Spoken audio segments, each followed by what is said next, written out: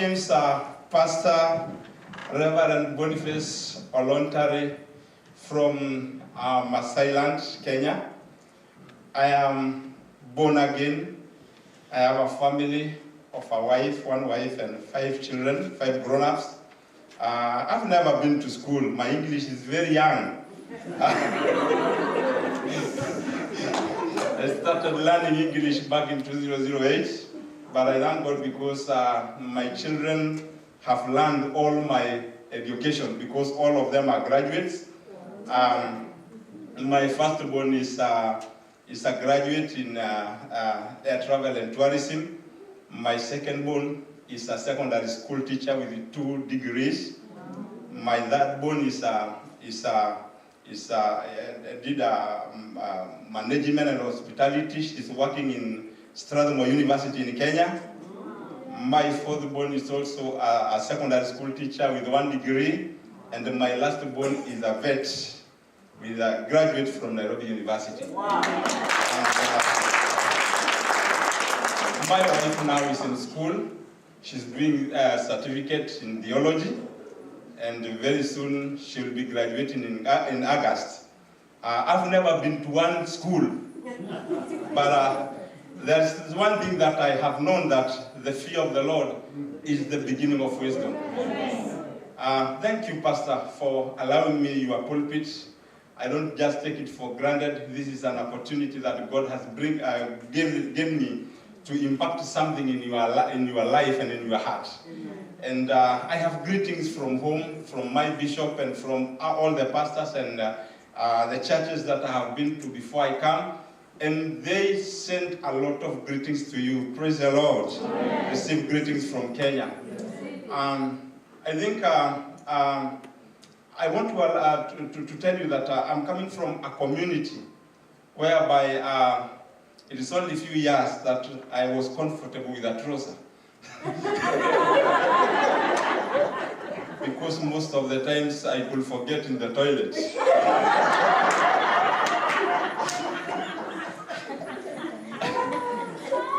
And also coming from a very humble family, whereby my father couldn't afford to take me to school, neither buy me a shoe. My first shoe, I wore it when I was 19 years.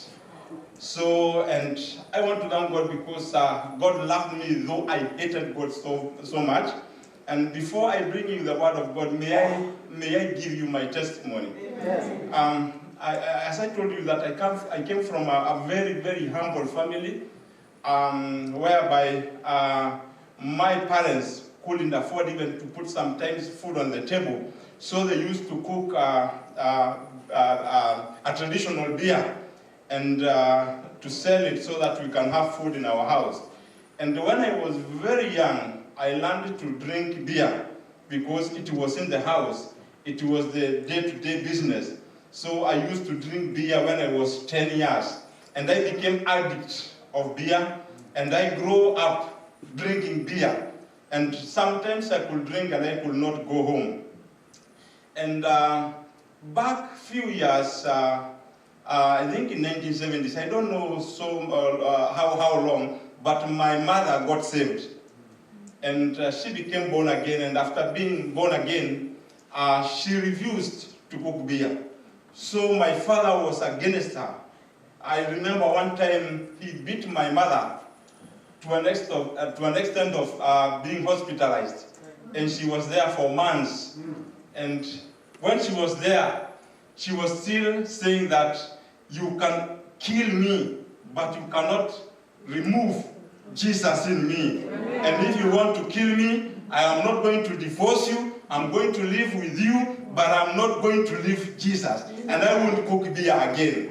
So my father left us to starve. There was no food in our house, and most of the times we used to sleep hungry because my father said that he couldn't buy food with money from the beer, while my mother couldn't cook the beer. And my mother stand and said, I am ready to die than cooking beer again. So I hated this God who made us to starve. And I didn't want to hear about that God because of this God, we were sleeping hungry. Because of this God, my father couldn't buy clothes for us. Because of this God, my mother could be beaten every time. And she was treated like a dog. And I want to tell you that she lived as a prayer warrior. She's a senior citizen now, about 86 years. And she can still fast for 7 days, dry fasting. She prayed for me so much, but I hated her, and I hated her God. And I didn't want to hear about this God whom I'm preaching today. So back in 1980s, I got married. And after 1 week, my wife got saved. She got born again. And this God I hated so much came onto my bed.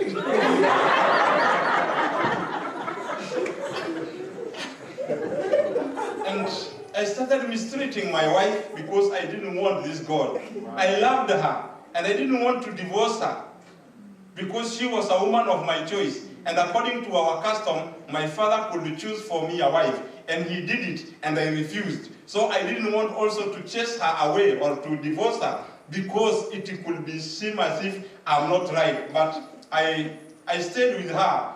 But sometimes she could pray at night and pray in tongues. And she showed a lot of love to me. I mistreated her. She loved me as I was. I was a drunkard. She could hug me, and I was drunk. She treated me very well. And at the end of the day, I wanted to know, what is this special in this woman? But one day, the Lord spoke to me. Back in 1986. And I was alone. He spoke to me. And I had a voice telling me that you must God save, or rather you'll die. And that shocked me. And my heart started beating very fast. And I started praying and asking God, don't kill me. If it is only salvation, I have agreed to submit myself. And when I was repenting my sins and praying alone, I was Holy Spirit filled, and I started speaking in other tongues. And it was very sweet that I could not stop the whole night. And every time I could go to the bathroom and test whether it is still there. I started serving God, and God has been very faithful. Because also in my community, the culture is very strong. And to break some cultures was very, very hard. I started preaching man to man. I started preaching to the villages. And most of the times, they could not give me even somewhere to sleep. And I remember some places we slept on a tree when we have gone for missions. Some places we walked many miles to go and preach the gospel. I remember sometimes we could go hungry. Nobody could give us food because we were against the culture. And it is true, we were against the culture. Serving God has been a good thing to me, because if it was not God, what could I have been doing here today? I could have been dead a long time ago. I could not be here today. Who could have brought me all the way from Kenya to America? I want just to tell you that in 2008, I met a good friend who talked to me, and I didn't know English. He could speak a lot of things, and what I knew is yes. When he speaks too much, I say yes. Then he could speak again too much, and I say no. Because those were only 2 words that I knew. And it was confusing because I knew Swahili. I have learned how to read Swahili and to write Swahili. But I couldn't understand English, especially from a white man. So he looked for a translator to let me know what he's saying. He wanted to know about my life. And I told him about my life, how I've been serving God. And he said that I can see you have a potential, and I want to impact something in you. I want to take you somewhere you can learn English. And I know if I take you somewhere in Kenya, you will be running away and go and look for your cows. Can you go to South Africa? I felt that is a good place for me. Wow. So he took me to Cape Town, where I learned English. I stayed there. I did a cross-cultural mission there. I did a lot of things there. I was trained to be a missionary in war-torn countries. So I was trained as a soldier. We Maasais, mostly you come to our country, you'll get us with a club. This is number 9. And we have a rod and a staff. And it is biblical in Psalm 23 that the Bible says, your rod and the staff will comfort. If God have a rod and a staff, what is wrong with a master carrying his rod and a staff? We also carry a sword with us.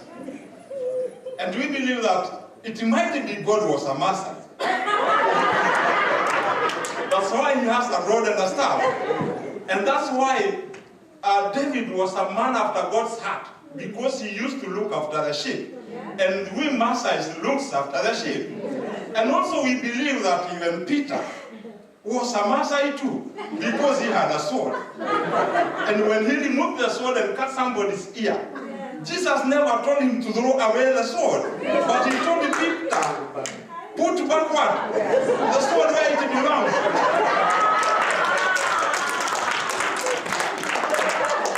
So don't judge me by my outfits. Judge me by what is inside me. I love you so much, men and women of this house. I've just come to encourage you and let you know that everything is possible with God. Amen. You know the Bible says that I will give you the desires of your heart. And I have been desiring to be international since 1987. I remember we were fasting in a bush. And when I was fasting in a bush, God showed me traveling, going out for missions. And I asked myself, how can this happen? How? I don't know English. I'm not educated. Language was a barrier. How could I go outside the country? And God told me that it is possible. Then when we were praying, I saw an aeroplane. And I prophesied to that aeroplane. And I said, you aeroplane. I was shouting, you aeroplane. I can see you. You normally carry dogs to abroad. You carry cows. You carry prostitutes. You carry murderers. You go, but one day you'll take me there. That's been happening from 1987. And I told God, don't let me die before I preach the gospel to the whole world. I want to tell you that I have traveled. I've been to South Africa, I've been to Namibia, I've been to Botswana, Lesotho, Zambia, Tanzania, Rwanda, Uganda. Last year I was in Tunisia, I was in Europe, and this is my second time in America. And I'm still coming. Praise the Lord. I'm still coming. I want to bring you a word. And my word today is, all things are possible. How many things? All things. How many things do you desire? The things that you desire, all things are possible. Don't put barriers, because all things are possible. I don't know, I don't see impossibilities in my life. If today I can wear a shoe, if today I can travel, if today God has lifted me from the dust and put me on a table and to dine with the kings. I remember in 2008, I was in South Africa, and there was a 90th birthday of Nelson Mandela, and I was in the Eastern Cape, and one of my friend pastors took me to Kunu, where Mandela comes from, and I went to his home, and there was a lot of barriers on the gate. Only diplomats were allowed in. And I walked in, and the soldiers asked me, where are you going? I told them, I am one of the sons of the kings from Africa.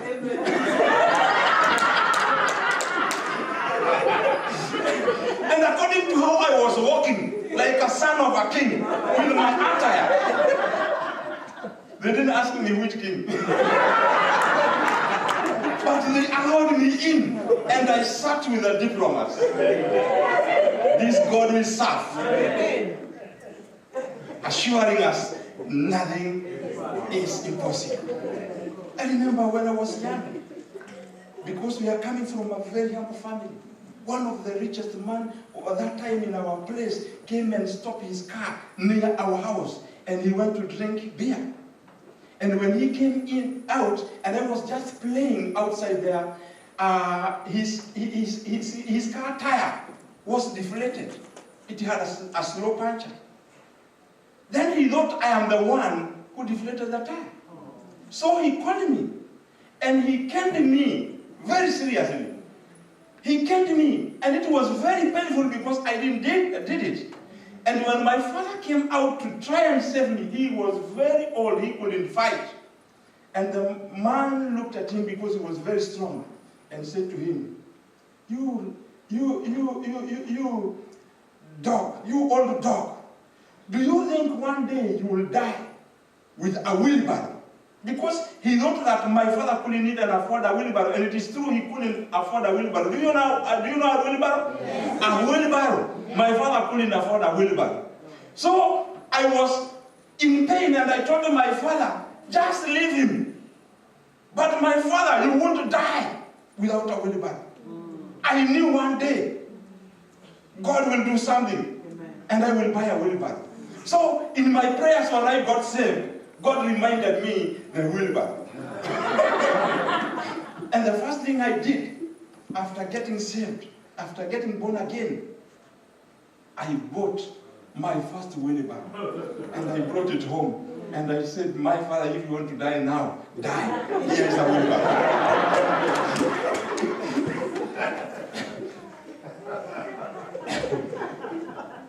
And before my father died, I bought a bicycle. And I brought it home. And I said to my father, here is a bike. We have more than a wheelbarrow now. And before he died, I bought a car. And I brought it home. And I said to my father, now, if you want to die, die. We have a car. We serve a God that there is nothing impossible before him.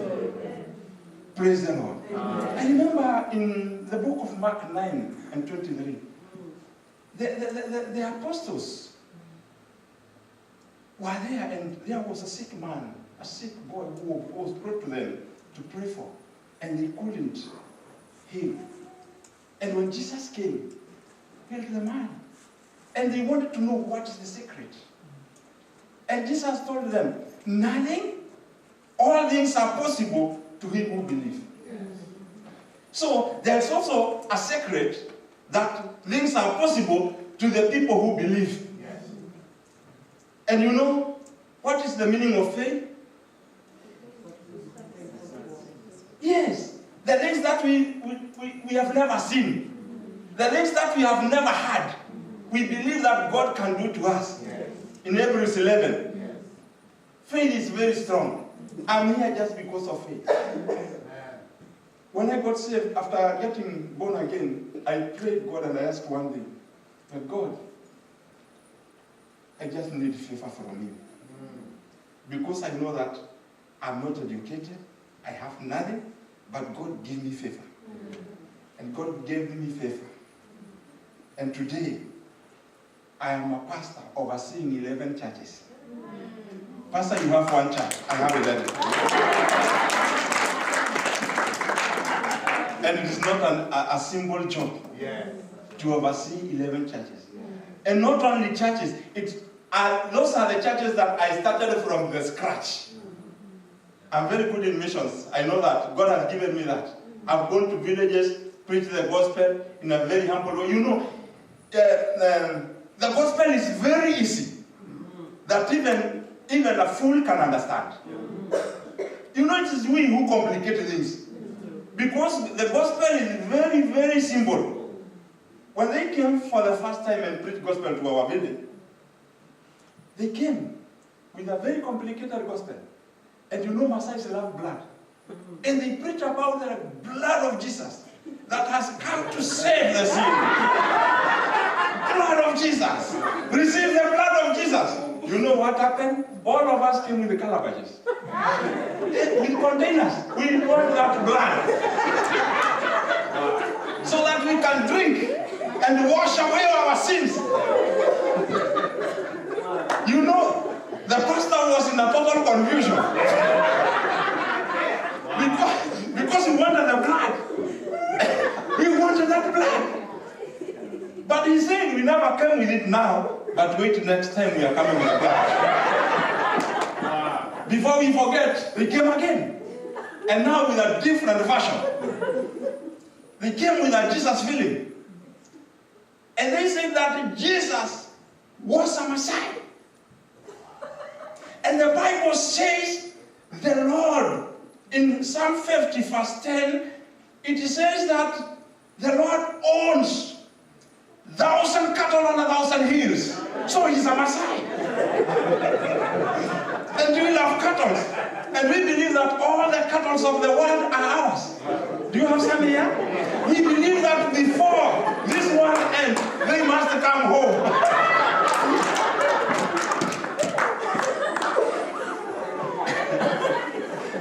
So they said that God is a Messiah. And they bring the feeling of Jesus. And they showed us, it was translated in Maasai language, how the boy was born, how he was brought up, how he did miracles. He was a good man. He fed 5,000 men. He also did a lot of miracles. And now it came to a time they wanted to kill him and persecute him.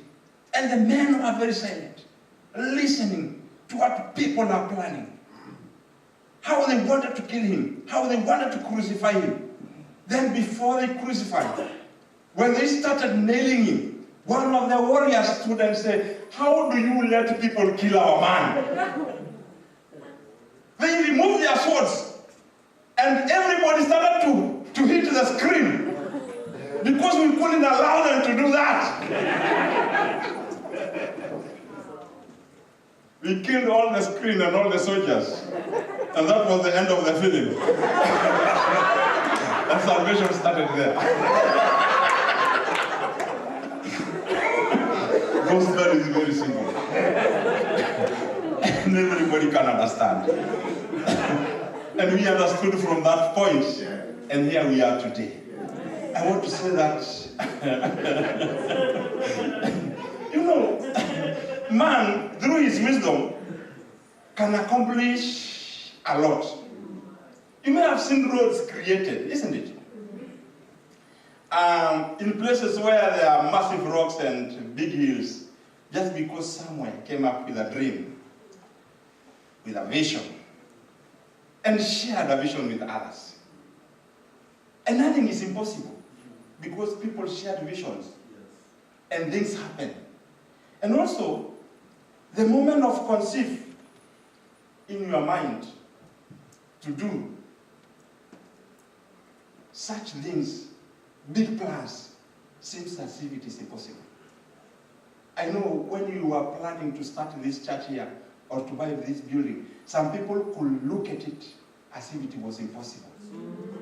It was just in a vision, it was just in a dream, and people could see a lot of impossibilities. And I want to tell you, if a man can do such things, build aeroplanes, build ships, build roads through massive rocks, how much can we do? We God's people, with the power of the Holy Spirit, Amen. With the power of the Word. I have seen the power in the Word. Yes. I have seen power in the Holy Spirit.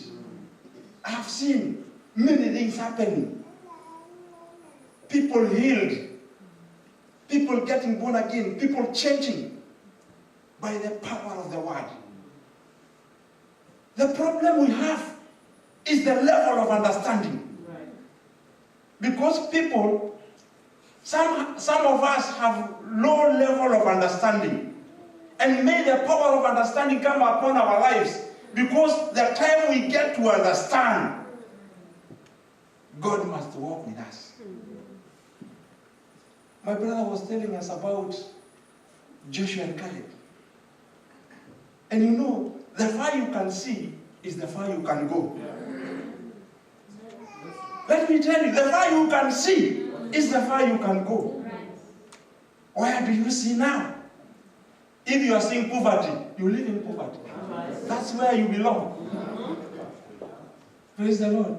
We have a young boy in our place. He's born from a family of disabled. There are 7 disabled in their family. 7 disabled. And this boy, since he was young, his father couldn't afford to take him to school. But this boy loved America so much. And he started to converse when he was young, after getting born again. Because he usually walked with he limbs. And he used to say, man, one day I will be in America. One day I will go to America.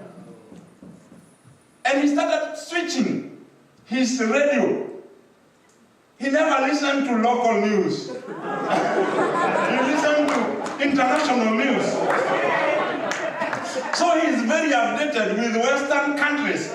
He knows what is happening in Russia. He knows what is happening in Britain. And whenever he brings a conversation, whenever he met with people, even if it is in a hotel, he will just bring conversations of America and other countries. And he will end up saying, man, one day I will go to America. I will get myself there. So, a few years ago, 3 years ago, they started something with disabilities in Kenya, disabled in Kenya. And in our county, he was chosen to be one of the leaders of the disabled. So last year, there was a chance of 2 disabled from our county to go to Geneva and to come to New York for a disabled meeting. So because most of the times he's updated, even in the local area, when the district commissioner or DC, when he has a meeting, you will see him on a very white suit. He loves to wear a very white suit. He used to say, the DC has called us for a meeting. Man, I'm going for a meeting. So he's well updated. And he likes talking English, so he doesn't know English. It's just his English is young like mine. So they were told to select 2 people who will at least represent them. So when they went for a meeting of the disabled, one of them said, who else except men? They usually call him man. Who else except men? And in our village, we have a very rich family. And one boy, whose mother is working here in America, have been looking for a way to come even visit their mother, but they denied him a visa for a long time. And this time now, man was told to look for somebody who will be catered for by the UN, who will carry his bag, and who will help him writing his notes. So who else except the son of the rich man? Now you can see the son of the rich man carrying a bag for a poor, for the son of a poor man. And he helped the boy to get the visa. And their air ticket was paid by the UN. And it was a testimony. Man was telling me, man, you know now, the son of the rich will be pushing me. He will be carrying my bag and writing my notes, man. That's what God can do, because nothing is impossible with God. Nothing is impossible. You've been seeing things God opened a gate for you to come to America. But there are still many impossibilities that you can see. I want to tell you, as from today, nothing is impossible in the Lord. There are people who are sick. Hallelujah. And you can see as if you are going to die. You have even testified that this disease of mine, let me assure you, that is not your disease. Amen. Don't carry something what does not belong to you. Amen. It is not yours. Amen. And I want to assure you that I remember in 2007 in Kenya, when we had conflicts, we had clashes in Kenya, and many people died, and I was one of the targets. And my church was pulled down. You know, I have brought a lot of problem in our community. And everybody was tired of me. They wanted me to die. I have refused them to cut our girls. Wow. I've been fighting against that cutting of girls. I've been fighting against other cultures. Demonic cultures. I've been fighting against them. And I was lucky. When we were going through a rite of passage, they wanted to cut my ear. But unfortunately, my ear was too small. And I think that they could excuse me. But they said, because their ears are too small, the mouth is too big, let us pull 14 from him. And that's when they pulled four of my teeth. So they are very, very painful cultures that have been fighting against. So people wanted to kill me. They wanted to see the church demolished. They pulled down my church. They wanted to kill me. And I was afraid. I knew I might die. I have showed my wife where I will be buried. But when I was praying at night, God brought me a word in Psalm 118 and verse 17. And the word said to me, I shall not die. And from that day, I confessed that I shall not die. I shall not die. I never hid myself. I remember one time, 50 boys came to my home. They wanted to touch my home and put on fire. And I was sleeping in the house, but they were fighting against themselves. They fight against themselves, and they left without burning my house. I want to tell you, that sickness, that pain does not belong to you. And I want to assure you, the Bible says that you are not going to die. Why do you want to die? When you are not supposed to die. Praise the Lord. You should live. And nothing is impossible. Even that disease can be healed. Praise the Lord. I want to tell you that your ability and potential as a son and a child of God are limitless. They are limitless. Your potential is limitless. I want to assure you the other thing, that God wants to do so much for you. And though you are there, you are the only person who is putting your own stumbling blocks. But I want to tell you today, change those stumbling blocks to be the stepping stones. In Jesus' name. You can change those stumbling blocks to be your stepping stones. Because nothing is impossible with God. You know, there are these things like too old, too young. Too old, too young, too late. Never too late. Never too late. Never too old. Never too young. Just imagine somebody like me. All those years, I don't know when I was born. Because I have never even celebrated a birthday. Because when I was looking for my passport, I went to my mother and I wanted to know when I was born. And she said it was raining.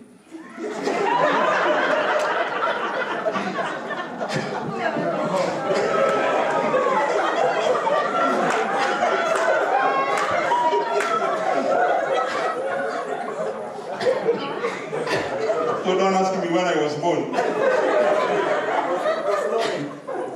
So I asked him if it was raining, which date and which month? She said it was cold. So I don't know when I was born. But one thing you cannot convince me that I was not born. I was born. Neither it was raining, neither it was cold. I was born.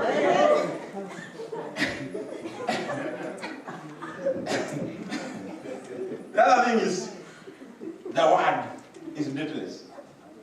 Praise the Lord. It is not for 2,000 years ago. It is for yesterday, today, and forever. The word is dateless. If you allow the Holy Spirit to dominate in you, nothing is in this world can stop you. I want to tell you that you are unstoppable. You are unstoppable. Unless you stop yourself, because you are unstoppable. People might gun against you to try and stop you. I want to assure you in the name of Jesus, you are unstoppable. You are unstoppable. You are unstoppable. Just imagine somebody from a very remote village. A very remote village. You know, when you come to our place, it is just a few kilometers and no more people. It is just animal. So I usually tell them in Swahili, mimi naishi mwisho ya watu na wanyama. It is true, mwisho ya watu na wanyama. We are bordering animals, so we are bordering the Masai Mara Game Reserve. So from us to the other side is only animal. Just imagine, from a remote area. I'm the first person in our village to have a passport. I'm the first person in our village to travel. I'm the first person in our village to know English without going to school.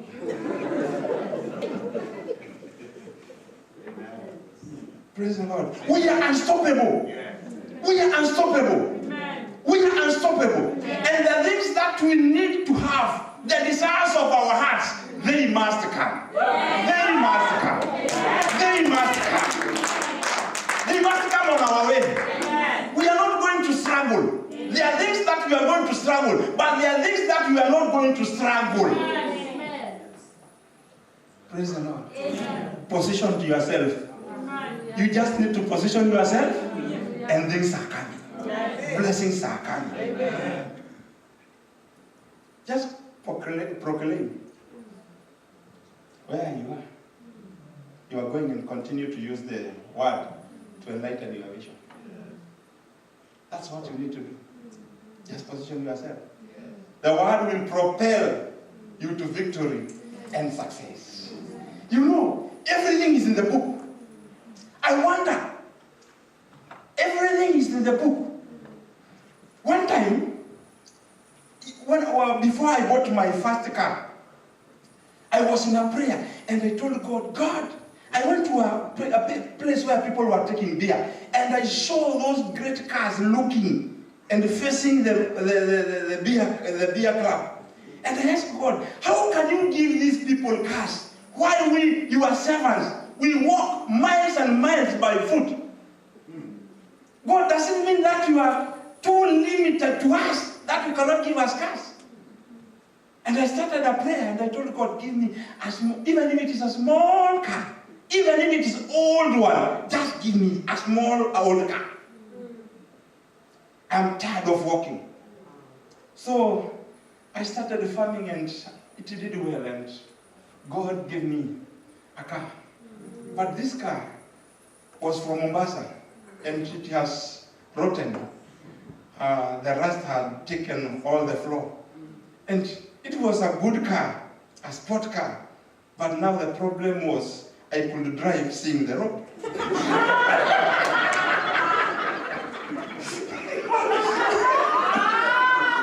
But I was very proud. I was very proud. When I drove it home, everybody couldn't imagine me having a car. And even me myself, many times I could wake up at night and I was shocked because I didn't imagine me having a car at my yard. Wow. It was a miracle. Wow. You see? But now I started another prayer. God, help me to repair this car. Because I didn't even have money to repair the car. So one day, I'm just crossing Narok town.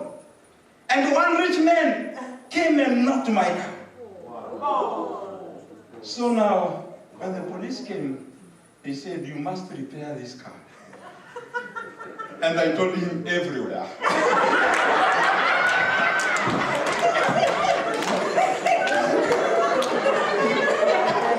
Including this rotten floor. You must fix it.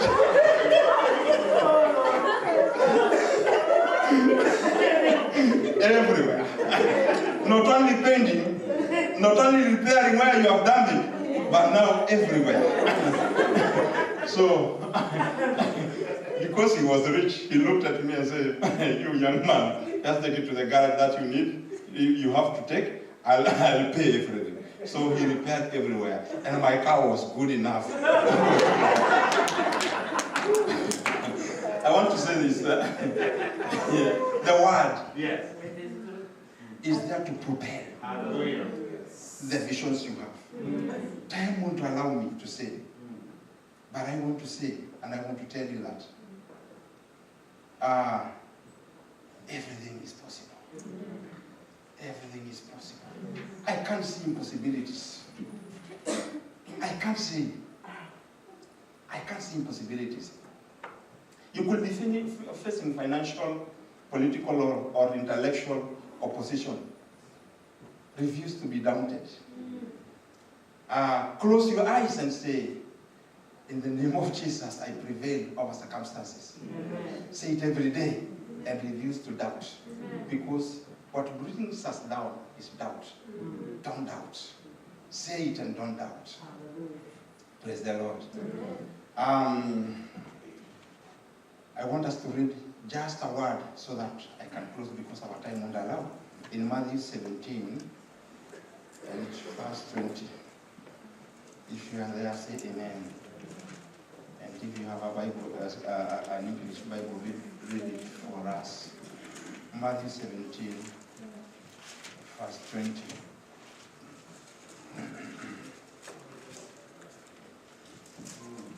Ukipata soma.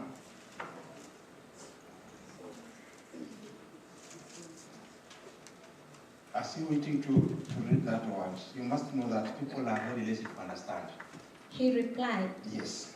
Because you have so little faith, I tell you the truth. If you have faith as small as a mustard seed, you can say to this mountain, move from here to there, and it will move. Nothing will be impossible for you. Amen. He said to them, with a little faith, just a little faith. You don't need a big faith. Just a little faith. Like a mustard seed. A mustard seed is like a piece of corn flour. Very small that even sometimes it is impossible to see with your own eyes. And the Bible says, if you can have faith, small like a mustard seed, you have power to tell the mountain to move. And the mountain will move. And I want to tell you, you have a lot of mountains in your life. When you wake up, you face a lot of mountains. Yes. There are many mountains, financial mountains, sicknesses, challenges, conflicts. There are a lot of things surrounding you, like mountains, that hinders you even to see the other side. I want to tell you that you have all the powers to tell the mountains to move, and they move. I don't know what mountain you have today. I don't know what mountain is surrounding you today. I don't know what is hindering you even to see the powers of God in your life. I want to tell you that the problem we have, people are too lazy to understand. And if you can understand the word has its own power to propel you to your prosperity. The word has its own power to propel you to the desires of your heart. The word has all the powers to propel you to peace. You know you cannot buy peace. You can just buy a good house, bring a good woman inside, or a good husband, but you cannot buy peace in those houses. But the word has its own power to propel you to peace. Amen. Praise the Lord. Amen. I know you have a lot of mountains. You have a lot of challenges. You might have everything, but you lack something in your life. What you lack, it is your time today to receive. I've just come from Africa, just to come and let you know nothing is impossible. Wake up. Stand on your feet. Amen. And if you believe, and if you have faith, just as small as little as a mustard seed, there are mountains that are going to move today. There are mountains that God is going to move from your face. There are things you'll never see again. Praise the Lord. God told Joshua, and Joshua and Caleb also told the Israelites, that the Anakites that you are seeing today, you'll never see them again. It is done. You will never see them again. And remember when they were talking that, the Anakites were still there. Yes, that's right. The Anakites were still living. Yes. The people still saw themselves as grasshoppers. But Joshua and Caleb told them, God has given us those Anakites, and we will slice them like vegetables. I want to tell you, the demons that stands on your face, you'll never see them again. Because nothing is impossible. Lift your hands as we pray. Lord, in the name of Jesus, Lord, we love you. We have known your word. And your word has all the powers to propel us to our success, to propel us to our healing, to propel us to our greater heights. Your word has the power to take us to the next level. Your word has power to take us to where we need, where we can see. Lord, take us there. In the name of Jesus. In the name of Jesus. In the name of Jesus. I pray for these men and women who are standing in this house, oh God. Father, in the name of Jesus, as far as they can see, by faith, take them there, my God. Take them there, by. In the name of Jesus, there are people who are lacking prosperity. Make them to prosper. There are people who want to go high. Take them to where they want. In the name of Jesus, give them faith so that they can propel to wherever you want them to be. In the name of Jesus, they have the desires of their hearts. Father, I pray for them. Give them the desires of their hearts. In the name of Jesus, give them the desires of their hearts. In the name of Jesus, in the name of Jesus, I speak healing today. If there is somebody who is sick today, I speak upon his body, so that you may heal them, oh God. I speak upon their healing. In the name of Jesus. In the name of Jesus. I come against every spiritual vampires. In the name of Jesus. I come against every spiritual vampires in their lives. The mountains, the challenges, the drifts, the valleys. I come against them today. In the name of Jesus. In the name of Jesus. May your people prosper. May your people prosper. May you lift them, oh God, from the dust. Put them on the table to dine with the kings. In the name of Jesus. Oh, hallelujah.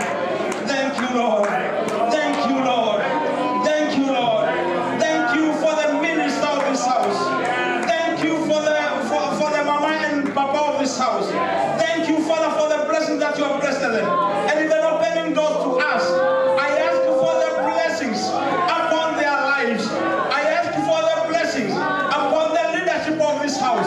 In the name of Jesus. In the blood of Jesus. Oh, hallelujah. We worship you, Lord. We love you, Father.